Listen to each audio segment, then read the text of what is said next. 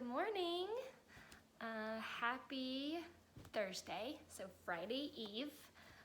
I know I spoke to some of you guys yesterday. I hope that you're doing well, getting outside. Yesterday was so pretty. I went and took the dog out and got outside, got some sun. But I know that you all are anxiously awaiting. Here it is. Okay, so I know that we finished the first one and we had voted to do the second one, okay? So I'm gonna read you the first chapter, and then tonight we're gonna read chapter 2 live on YouTube. Hopefully I can figure it out. So this one is called Harry Potter and the Chamber of Secrets. So there is. I'm gonna read you a little synopsis, and then we'll start chapter 1. The Dursleys were so mean and hideous that summer that all Harry Potter wanted was to get back to the Hogwarts School for Witchcraft and Wizardry. But just as he's packing his bags, Harry receives a warning from a strange, impish creature named Dobby, who says that if Harry Potter returns to Hogwarts, disaster will strike. And strike it does, for in Harry's second year at Hogwarts, fresh torments and horrors arise, including an outrageously stuck-up new professor, Gilderoy Lockhart, a spirit named Moaning Myrtle, who haunts the girls' bathroom, and the unwanted attentions of Ron Weasley's younger sister, Ginny. But each of these seem minor annoyances when the real trouble begins, and someone or something starts turning Hogwarts students into stone. Could it be Draco Malfoy, a more poisonous rival than ever? Could it possibly be Hagrid, whose mysterious part is finally told? Or could it be the one that everyone at Hogwarts most suspects, Harry Potter himself? Okay, so that's what this book's gonna be about. And I have my Harry Potter shirt on, just for you guys. So we're gonna read chapter 1. And chapter 1 is the worst birthday. Not for the first time, an argument had broken out over breakfast at number 4 Private Drive. Mr. Vernon Dursley had been woken in the early hours of the morning by a loud hooting noise from his nephew Harry's room. "Third time this week," he roared across the table. "If you can't control that owl, it'll have to go." Harry tried yet again to explain. "She's bored," he said. "She's used to flying around outside. If I could just let her out at night."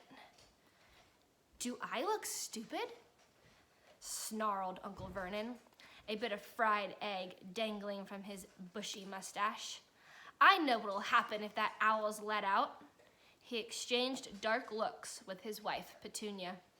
Harry tried to argue back, but his words were drowned by a long, loud belch from the Dursley's son, Dudley. "I want more bacon." "There's more in the frying pan, sweetums," said Aunt Petunia, turning misty eyes on her massive son. "We must build you up while we've got the chance. I don't like the sound of that school food." "Nonsense, Petunia. I've never went hungry when I was at Smeltings," said Uncle Vernon heartily. "Dudley gets enough, don't you, son?" Dudley, who was so large his bottom drooped over either side of the kitchen chair, grinned and turned to Harry. "Pass the frying pan." "You've forgotten the magic word," said Harry irritably. The effect of this simple sentence on the rest of the family was incredible. Dudley gasped and fell off his chair with a crash that shook the whole kitchen. Miss Dursley gave a small scream and clapped her hands over her mouth. Mr. Dursley jumped to his feet, veins throbbing in his temples.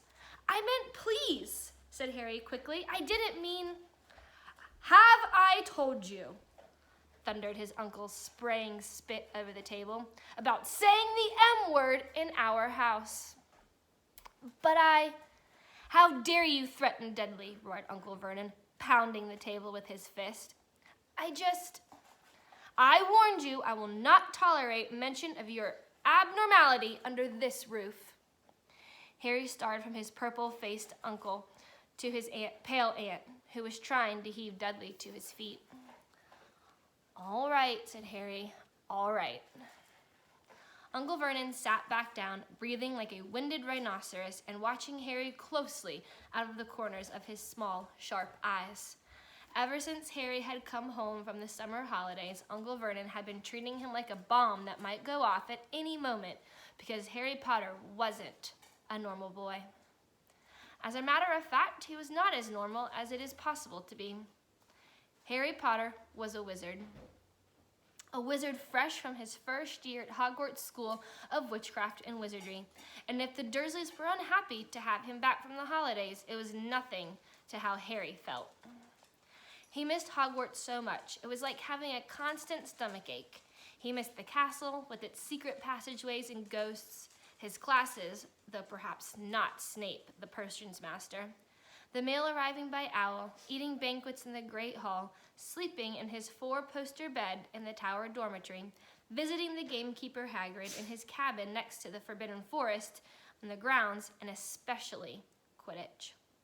The most popular sport in the wizarding world, 6 tall go-posts, 4 flying balls, and 14 players on broomsticks. All Harry's spellbooks, his wands, robes, cauldron, and top-of-the-line Nimbus 2000 broomstick had been locked in a cupboard under the stairs by Uncle Vernon the instant Harry had come home. What did the Dursleys care if Harry lost his place on the house Quidditch team because he hadn't practiced all summer? What was it to the Dursleys if Harry went back to school without any of his homework done? The Dursleys were what wizards call muggles. Not a drop of magical blood in their veins. As far as they were concerned, having a wizard in the family was a matter of deepest shame. Uncle Vernon had even padlocked Harry's owl, Hedwig, inside her cage to stop her from carrying messages to anyone in the wizarding world. Harry looked nothing like the rest of the family. Uncle Vernon was large and neckless, with an enormous black mustache. Aunt Petunia was horse-faced and bony. Dudley was blonde, pink, and porky. Harry, on the other hand, was small and skinny, with brilliant green eyes and jet black hair that was always untidy. He wore round glasses, and on his forehead was a thin, lightning-shaped scar. It was this scar that had made Harry so particularly unusual, even for a wizard. This scar was the only hint of Harry's very mysterious past, of the reason he had been left on the Dursleys' doorstep 11 years before. At the age of 1 year old, Harry had somehow survived a curse from the greatest dark sorcerer of all time, Lord Voldemort, whose name most witches and wizards still feared to speak. Harry's parents had died in Voldemort's attack, but Harry had escaped with his lightning scar, and somehow, nobody understood why, Voldemort's powers had been destroyed the instant he had failed to kill Harry. So Harry had been brought up by his dead mother's sister and her husband. He had spent 10 years with the Dursleys, never understanding why he kept making odd things happen without meaning to, believing the Dursley story that he had got his scar and the car crash that had killed his parents. And then, exactly a year ago, Hogwarts had written to Harry, and the whole story came out. Harry had taken up his place at Wizard School, where he and his scar were famous. But now the school year was over, and he was back with the Dursleys for the summer, back to being treated like a dog that had rolled in something smelly. The Dursleys hadn't even remembered that today happened to be Harry's 12th birthday. Of course, his hopes hadn't been high. They'd never given him a real present, let alone a cake. But to ignore it completely. At that moment, Uncle Vernon cleared his throat importantly and said, "Now, as we all know, today is a very important day." Harry looked up, hardly daring to believe it. "This could well be the day I make the biggest deal of my career," said Uncle Vernon.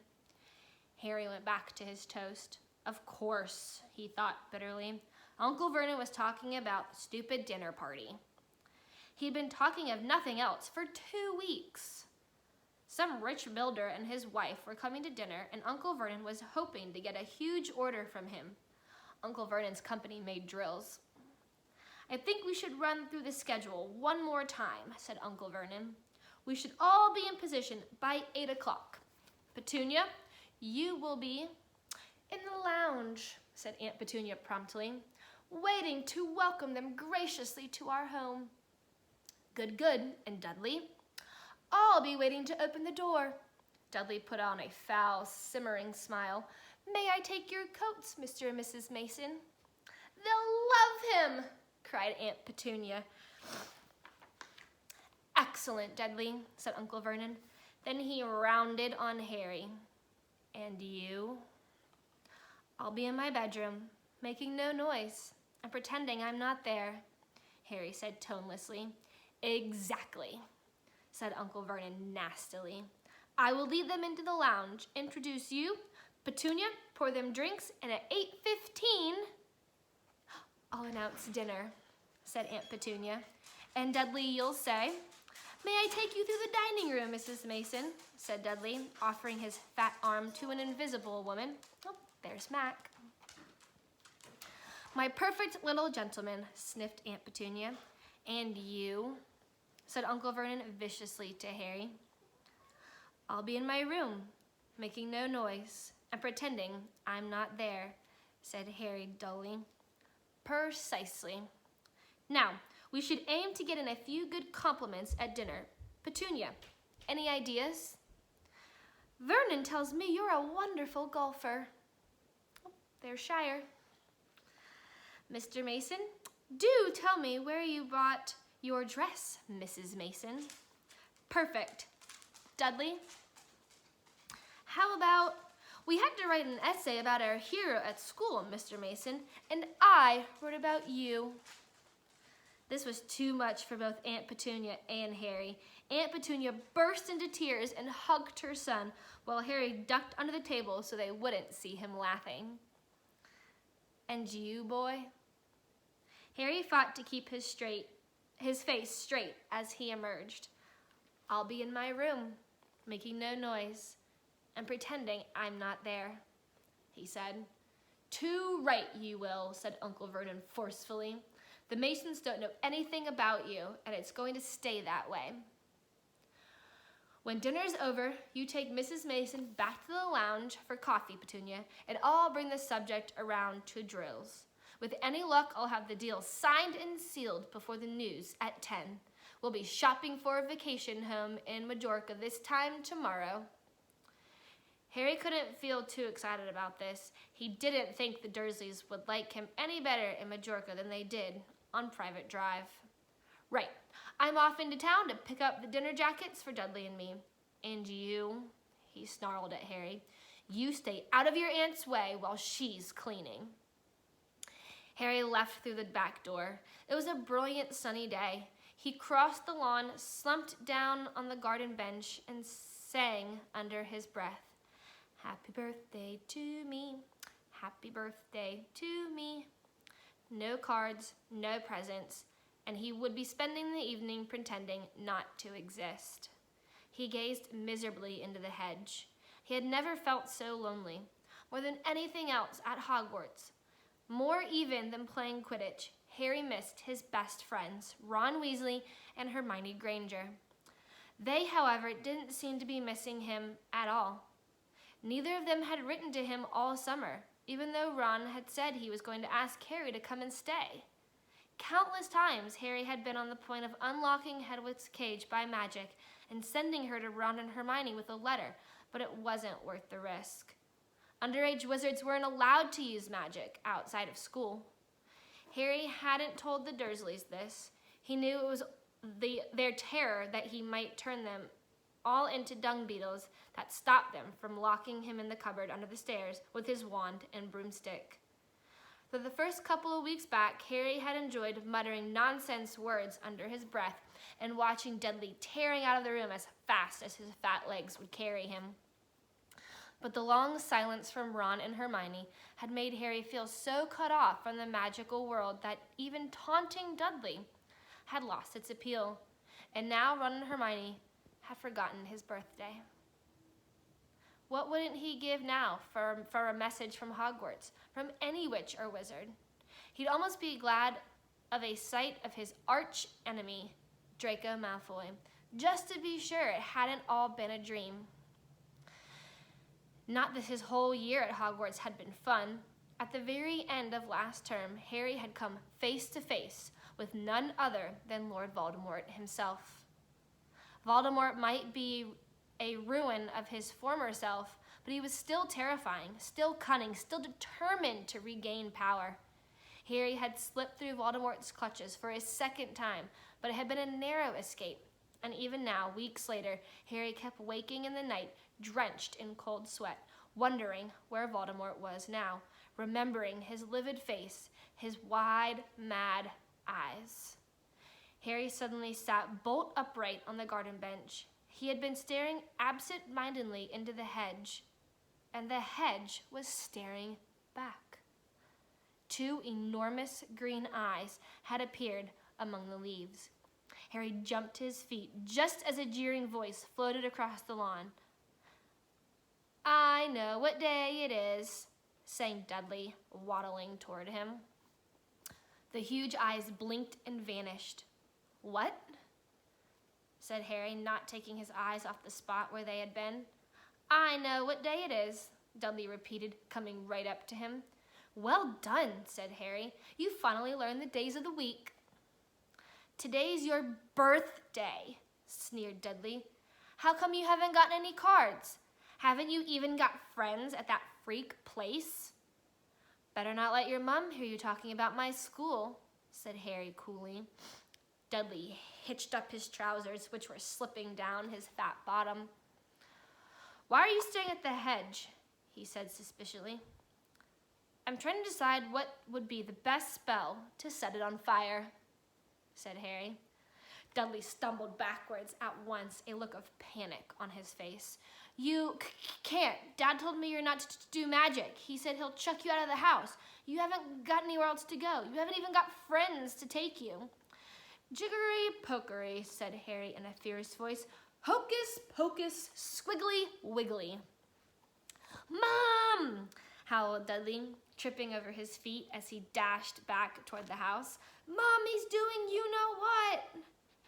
Harry paid dearly for this moment of fun, and neither Dudley nor the hedge was in any way hurt.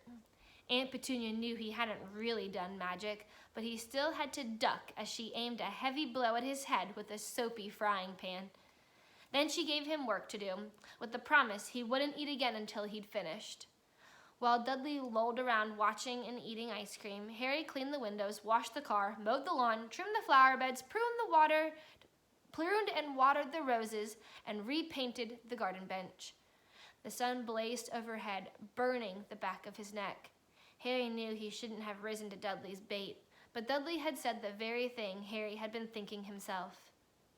Maybe he didn't have any friends at Hogwarts. Wish they could see famous Harry Potter now, he thought savagely as he spread manure on the flower beds, his back aching. So, that's Shire. He's getting excited. Wish they could see famous Harry Potter now, he thought savagely as he spread manure on the flower beds, his back aching, sweat running down his face. It was 7:30 in the evening when at last, exhausted, he heard Aunt Petunia calling him. "Get in here and walk on the newspaper." Harry moved gladly into the shade of the gleaming kitchen. On the top of the fridge stood tonight's pudding, a huge mound of whipped cream and sugared violets. A loin of roast pork was sizzling in the oven. "Eat quickly, the Masons will be here soon," snapped Aunt Petunia, pointing to 2 slices of bread and a lump of cheese on the kitchen table. She was already wearing a salmon pink cocktail dress. Harry washed his hands and bolted down his pitiful supper. The moment he had finished, Aunt Petunia whisked away his plate. "Upstairs, hurry!" As he passed the door to the living room, Harry caught a glimpse of Uncle Vernon and Dudley in bow ties and dinner jackets. He had only just reached the upstairs landing when the doorbell rang and Uncle Vernon's furious face appeared at the foot of the stairs. "Remember, boy, one sound." Harry crossed to his bedroom on tiptoe, slipped inside, closed the door, and turned to collapse on his bed. The trouble was, there was already someone sitting on it. There's my cliffhanger, and that was chapter 1 of the Harry Potter book 2. Stay tuned tonight when we'll read chapter 2. Bye.